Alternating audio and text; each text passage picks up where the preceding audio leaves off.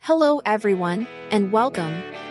Today, we're going to talk about a fundamental concept in thermodynamics that's all around us, but you might not have a name for it. We're exploring the idea of a heat reservoir. It's a simple concept, but it's crucial for understanding how things like car engines and power plants actually work.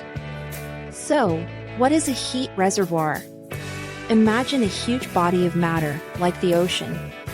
If you take a single cup of hot water and pour it into the ocean, does the ocean's overall temperature change in any measurable way?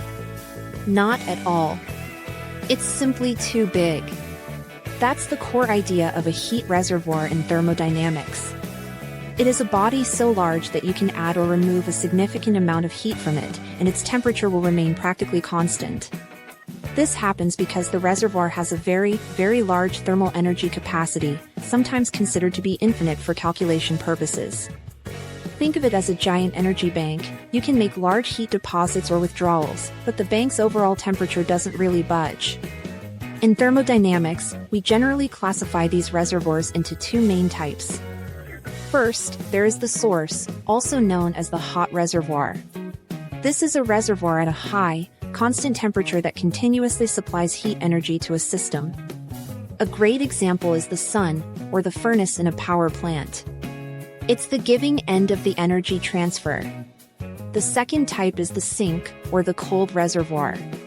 This is a reservoir at a low, constant temperature that continuously absorbs heat energy from a system.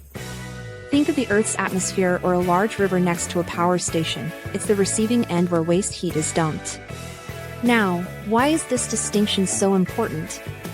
It's all tied to the second law of thermodynamics and the operation of heat engines. A heat engine, like the one in your car, cannot convert heat into work with 100% efficiency.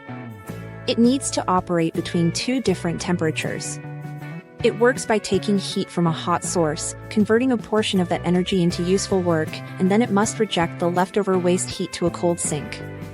You absolutely need both a source and a sink. Without a cold reservoir to dump that waste heat, the engine cycle cannot be completed, and it simply wouldn't run. Furthermore, the temperature difference between the hot source and the cold sink is what determines the maximum possible efficiency of any heat engine. A bigger temperature gap allows for higher potential efficiency. Of course, in the real world, there are no truly infinite heat reservoirs. But for most practical purposes, bodies like the atmosphere and oceans are so massive compared to the systems we are analyzing that we can treat them as ideal reservoirs because their temperature change is negligible. I hope this explanation helped you understand this key concept. If you found this video helpful, please give it a thumbs up, subscribe for more science content, and hit the notification bell so you don't miss our next video. Your support helps us create more content like this. Thanks for watching, and see you next time.